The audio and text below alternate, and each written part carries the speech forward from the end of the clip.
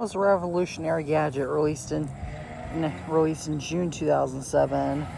However, in September 2007, Apple decided to launch a cheaper solution to the iPhone that would still provide all good features without the heavy $500 later $600 price point of the original iPhone, and that was the first generation iPod Touch. This is an iPod Touch first generation that I'm holding right here, with its chrome back and everything. And as you can tell, and this basically just introduced multi-touch features and such, and this is on its original firmware too. But it introduced Bluetooth and such, which other iPods didn't have at the time. And it also introduced it just had basic lock screen stuff, but its main intended purpose at the time was for music. But it didn't have many of the features that many iPods have now that you think of when you think of iOS devices. For example, no volume buttons. Meaning that you would actually have to manually go, as there was no control center at the time, you would manually have to go into iTunes, into music or videos, and change the volume itself that way. So it was pretty annoying overall, but this came in 8, 16, 32 gigabytes and had, I think, a $300 price point or something like that. Well, the iPod Touch first generation was a big innovation. It had many issues that first generation products typically do, but the iPod Touch second generation brought many new features, such as an even thinner design that's very comparable to today's phones even. It brought an accelerometer, which means in certain apps, no, it won't work in Calendar, but in certain apps like Safari, or in certain apps at least, it would let you go ahead and flip it over to where it would detect what motion, where it could automatically switch between portrait and landscape, just like on iPhones. Had volume rockers finally. And yeah, the second generation didn't introduce all that many new features, and believe it or not, the iPhone 3G of the same year was made out of plastic. So yes, and this is obviously chrome, so yes, this means that the iPod at the time was made of higher quality material than the iPhone at the time. That's pretty incredible. This also brought forth a much cheaper price point of $230 instead.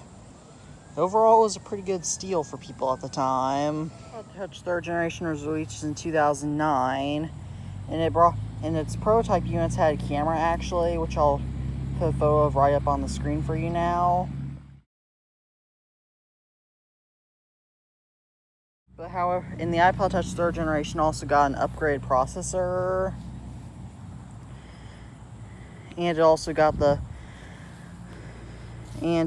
it just had an upgraded processor to where it could do things faster. It was the same processor used as the iPhone 3GS. But overall, it didn't introduce too much new besides just the all new processor. It still had the exact same design as the second generation, just with a thinner storage capacity label on it, although later second gen models had too. This iPod Touch was the least popular for the older iPod Touches, because many people either got the cheaper second generations, or by then they were getting their iPhone 3GSs, which were still made of plastic. So yes, iPods were still made of higher quality materials than iPhones then. The iPod Touch 4th generation, released in 2010, was also a great improvement. Was also a big improvement in the iPod Touch industry. For it introduced new front and back cameras for real this time. Had an even thinner design. And it also introduced and it also was the first iPod to get Apple's first processor, the Apple A4, whereas previously it used Samsung processors. And I don't remember there being any more new features with the. Oh yes, it's also introduced a microphone, whereas previously for voice memos on the third generation and below, you would have to go ahead and go into voice memos and plug in headphones or something. And that was basically all for the new features of this iPod.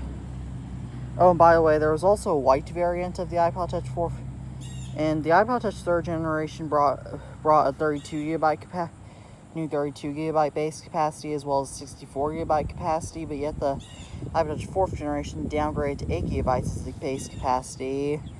And there was a white version too that released in 2011, which I'll put up on the screen right now. And then it kept on getting sold until it was replaced with the 5th generation, for a specific model of the 5th generation that I'll explain in a second. The 4th generation was the most successful iPod Touch, but the iPod Touch 5th generation was the last successful iPod. It introduced many camera upgrades, such as an improved 5 megapixel back camera from the 0.7 megapixels in the iPod Touch 4th generation. It introduced pano mode, and also introduced 1080p video recording, at least on the back, and it got an improved front camera too. So it introduced many camera upgrades, but also had got an improved Apple A5 chip, which is the same as the iPhone 4S. This was released in 2012, by the way, and it introduced and finally got rid of that chrome back for this colored aluminum, which is now fading. It had this button which could actually be used to attach a strap to it that came with the iPod, but I lost mine a long time ago, so I can't show you that feature. This also introduced the new modern Lightning port that we see today on many Apple devices. And the iPod Touch 5th generation also introduced many more colors to the lineup, such as for 2012 to 2013 black, from 2013 to 2015 space gray, and for its whole lifespan blue, which is what I have, yellow, coral, peroxide red, and that was about it. But I'll also show a picture of you. But there was also a 16 gigabyte budget variant of the iPod Touch 5th generation that released in 2013, in spring of 2013, to replace the 4th generation iPod Touch, which I'll put up on the screen right now, which had a bit of a different design. No back camera, but it was gonna act like a budget model, and then the space gray variant came out in late 2013. And this was the last successful iPod. Touch 6th generation released in July 2015 and introduced a new A8 processor along with new colors of gold, pink, and blue, and a new blue finish. And whilst removing the other color options except for silver, space gray, and peroxide red. And I'll show a picture of it right now on the screen. 7th generation, which I'll show you a picture of right on the screen right now. The iPod Touch 7th generation basically introduced the new A10 processor along with upgrade RAM, and that was basically it. And it's the last iPod upgrade, and it's the last iPod upgrade we've ever seen. And it's the last iPod even sold, but it would honestly make you pretty pointless to buy one, because even for a kid, because you can honestly just give them your old phones. And yeah, hope you enjoy this video. Please give it a thumbs up and maybe subscribe to my channel if you like this type of content. And as always, peace out.